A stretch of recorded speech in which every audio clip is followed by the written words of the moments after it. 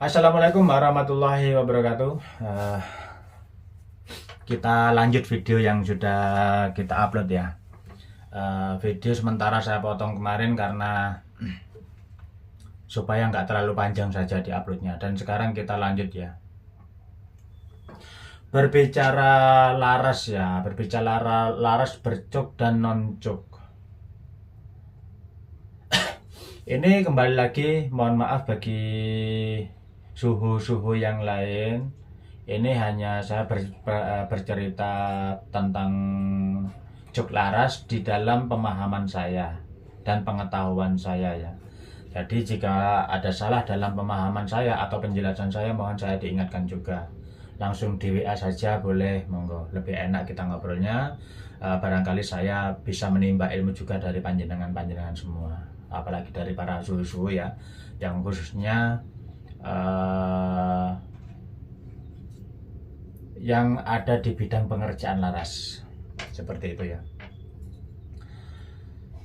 Berbicara cuk laras itu dari beberapa waktu lalu itu sudah ramai masalah cuk laras ya. Dan sudah ramai masalah saling menyalahkan di tukang bubut laras gitu. Jadi gini ya, pemahaman saya itu laras itu kita ngomong laras impor saja ya. Kembali lagi saya tidak menjelekkan. Ini hanya bercerita. Laras impor itu kembali ke LW saja.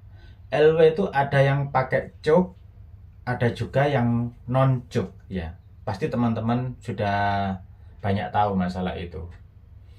Tapi dari dulu nggak pernah bermasalah di bubutan ya. Dan nggak ada yang menyalahkan tukang bubutnya tentang masalah cuk di laras LW. Karena sudah tahu laras itu ada yang non cuk, ada juga yang pakai cuk. Sedangkan laras impor tuh ada cuk. Aslinya kan nggak ada drat perdamnya ya, cuman pemakai itu ada yang minta dikasih drat perdam dan ada juga yang nggak dikasih drat perdam dan seperti itu ya. Itu nggak ada masalah dari dulu. Paling masalahnya ya pembuatan loading dan lain-lain, mencari akurasi ya. Laras LW itu kan sama juga dengan laras lokal, nggak semua bagus. Yang gagal juga ada, bahkan saya pribadi itu sudah gagal beberapa kali di laras LW ya. Emang kualitasnya itu nggak semua bagus, tapi resiko ketemu jeleknya itu asalkan pengerjaan loading dan crowningnya itu benar, itu sangat minim dibanding laras-laras lokal seperti itu ya. Ini kemarin yang lagi rame itu saya cuma menerima omongan dari teman satunya, yang satunya dan satunya lagi ya. Itu rame masalah di laras Alfa Barel. Alfa Barel itu kan laras tergolong baru ya, makanya sekarang masih booming-boomingnya karena banyak orang yang masih penasaran ya.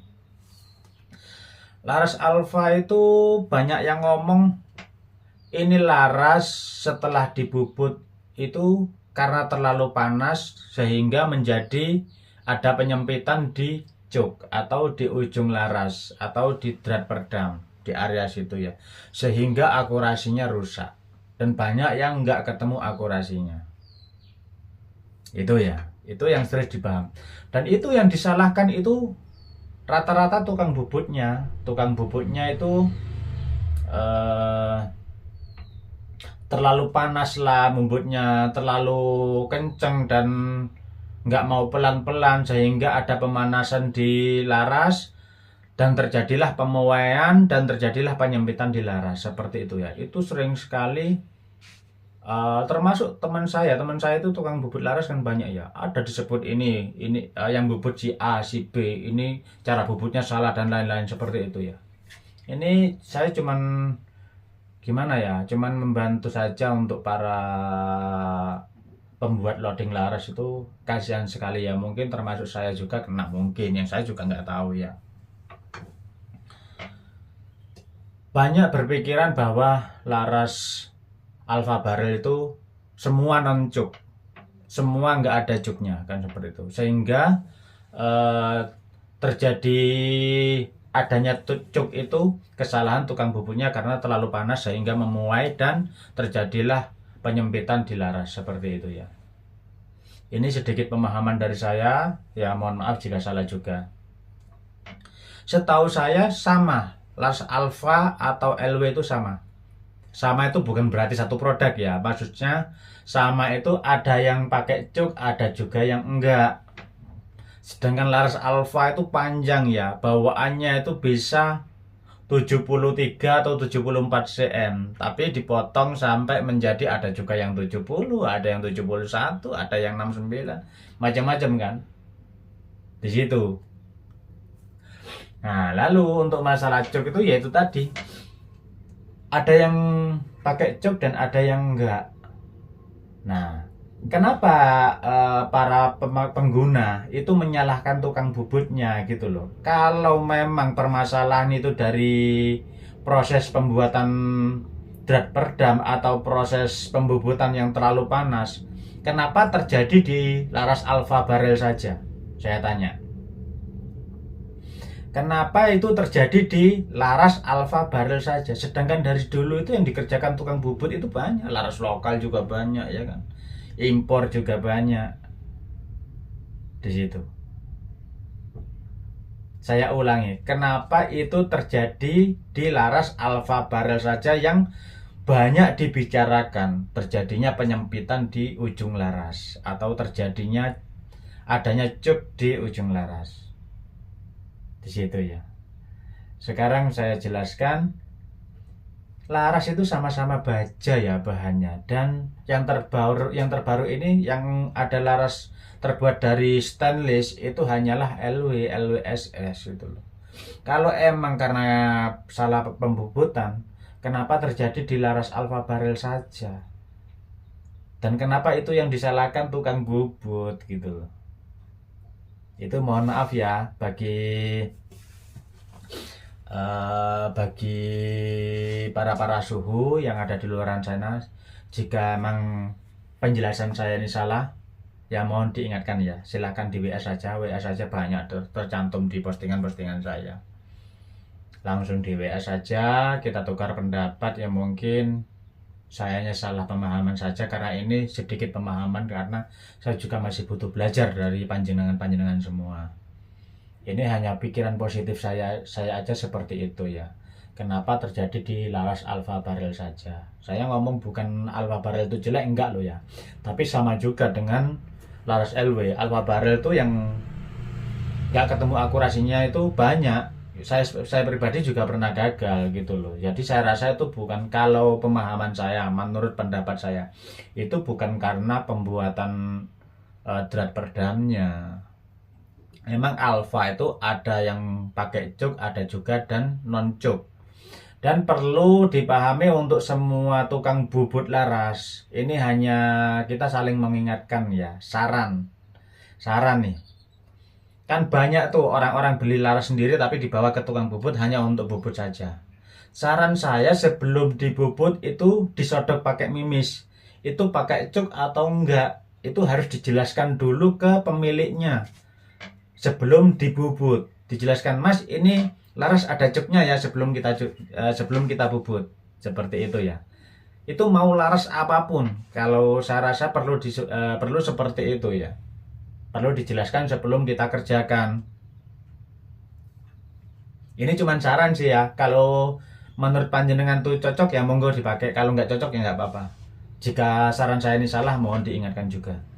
Sebelum kita kerjakan, kita sodok dulu itu laras, dicek pakai cuk, ada cuknya atau enggak. Dan itu dikasih tahu sama pemiliknya. Jika perlu pemiliknya suruh coba di depan sampean sebelum itu dibubut ya. Jadi nanti jika pun ada nggak ketemu akurasi, sama nggak disalahkan masalah cuk yang katanya salah di pembubutan, terlalu panas ya. Orang bubut laras itu emang benar terjadi panas tuh, bahan apapun kita bubut juga panas. Tapi sepanas-panasnya di bubut, apalagi cuman pembuatan loading dan drat perdam di laras ya. Panasnya itu seberapa sih? Kok sehingga mampu membuat itu baja memuai gitu loh. Kecuali kalau kita bakar sampai merah, itu ada pemuaian atau penyempitan, itu masih masuk akal, ya kan? Karena kita untuk menyempitkan lubang pipa saja di cara pemanasan itu harus yang benar-benar panas sampai merah gitu ya, itu baru ada pemuaian. Kalau cuman bubut saja panasnya, kena bubut bisa memuai, itu seberapa panasnya gitu loh. Padahal warna juga nggak ada perubahan di situ gitu. Apalagi sewaktu kita bubut laras itu ada pendingin, minimal tuh kita pakai coolant ya, pakai Bramos atau apapun lah, banyak yang dipakai teman-teman tuh ya. Itu pendingin dan nggak terlalu panas. Makanya saya heran, tapi ketika ada teman bercerita seperti itu ya saya nggak mau debat, saya iyain saja, percuma nanti kita menjelaskan seperti itu ya. Yang ada itu hanya perselisihan, akhirnya kita nggak akur. Yang awalnya akrab, enak, akhirnya kita saling nggak enak, beda pemahaman dan beda pendapat, itu ya yang terjadi. Makanya saya itu nggak pernah apa ya, bahasa Jawanya itu eyel-eyelan atau saling tinggi-tinggian pemahaman di suatu apapun lah ya. Yang kita cari itu damai, kita semua bagus, ya kan? Kita mencari teman. Kalau kita mencari musuh itu gampang sekali, mudah sekali. Ya masalah orang cocok atau enggaknya di kita itu ya beda orang, beda sifat, beda orang, beda pemahaman, ya kan? Sedangkan kita makan saja itu seleranya juga berbeda, ya kan? Apa yang saya suka belum tentu panjenengan suka, sama juga. Makanan yang sama suka belum tentu saya suka. Itu baru bicara di makanan.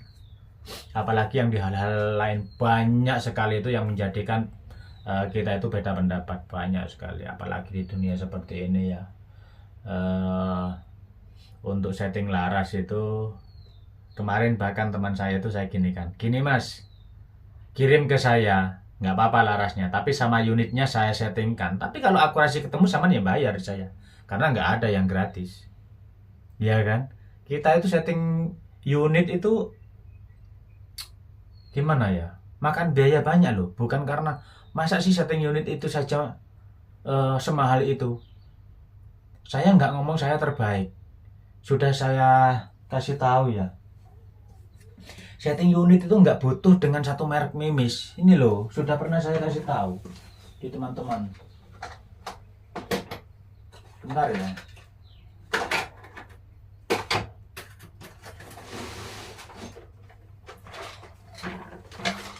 Ini loh, ini semua ini mimis. Sebaskom ini mimis semua. Ini hanya untuk setting mimis, untuk mencari kecocokan akurasi gitu loh. Kenapa setting itu bayarnya mahal? Untuk setting di luaran tuh saya nggak mau menuduh siapa ya, tapi sama cek, tanya-tanya boleh. Di luar itu setting unit itu minimalnya itu di 1,5 juta baru setting saja, belum terhitung mimisnya ya. Ini mimis ini banyak sekali, ini apa sebab ini mimis semua, ini baru sebagian ya, belum itu yang kececeran di bawah banyak. Itu loh kenapa setting unit itu mahal. Yaitu tadi, setting unit itu kita harus punya berbagai merek mimis dan ukuran. Di situ. Biarpun saya sudah paham di laras saya kasih tahu biasanya yang dipakai mimis apa, itu saya kasih tahu, tapi kembali lagi ke settingan gitu loh.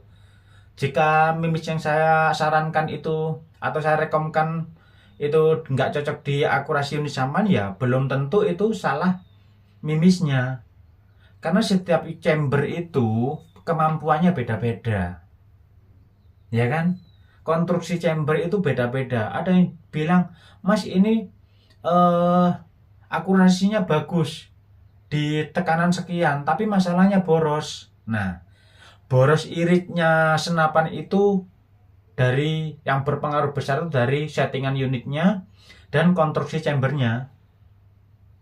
Tapi yang pasti unit kenceng, speed kenceng itu nggak ada yang irit di situ loh. Kalau ada yang ngomong dengan grain berat, kenceng, irit, silakan setting di sana. Yang ada itu semua itu seimbang, kebutuhan konsumsi anginnya, panjang larasnya, TR larasnya, yang paling utama lagi itu konstruksi chambernya, itu sangat berpengaruhnya di situ. Jadi nggak bisa saya ngomong itu banyak pertanyaan, Mas, dengan speed segitu berat mimis sekian berapa kali dapat berapa kali shoot, boros enggak? Nah itu banyak faktor, gimana saya mau jawab? Chambernya chamber apa, konstruksinya seperti apa, merek apa, pakai laras panjang berapa, alur berapa, ID berapa, TR berapa, itu pertanyaannya, ya kan? Terus kemampuannya di unit itu tadi speednya berapa, di situ loh. Kalau yang boros tapi lembek itu banyak sekali senapan. Makanya senapan itu lebih baik over speed daripada kurang speed, karena lebih gampang menurunkan speed daripada menaikkan speed di situ. Oke, sementara kita potong dari sini ya. Nanti kalau ada waktu kita ngobrol-ngobrol lagi. Ini part 2-nya ya. Sedikit penjelasan dari saya, itu yang terjadi di saya. Pasti semua pengrajin senapan atau penjual-penjual laras yang lain pasti pernah mengalami hal itu. Saya tidak berani menjelekkan satu sama lain ya. Jikapun ada yang berani ngasih garansi, silakan diambil. Cuman nggak harus beli di saya. Saya percaya kok rezeki itu kalau sudah emang waktunya ya tetap aja saya datang, nggak bakal salah jalan gitu loh. Kita cuma berusaha aja, ya kan? Jadi saya nggak mau saling menjelekkan. Ya jikapun saya ada salah ya mohon diingatkan, karena saya juga masih belajar. Oke, kami akhiri ya sementara video kali ini. Mungkin di lain waktu kita sambung lagi untuk ngobrol-ngobrolnya ya. Salam hormat dari kami, Ian Hunter, buat teman-teman di luar sana ya, yang hobi menembak ataupun yang tidak. Salam hormat dari saya. Jika ada salah mohon diingatkan, mohon di WA. Kami akhiri, salam satu laras, salam satu hobi. Wassalamualaikum warahmatullahi wabarakatuh.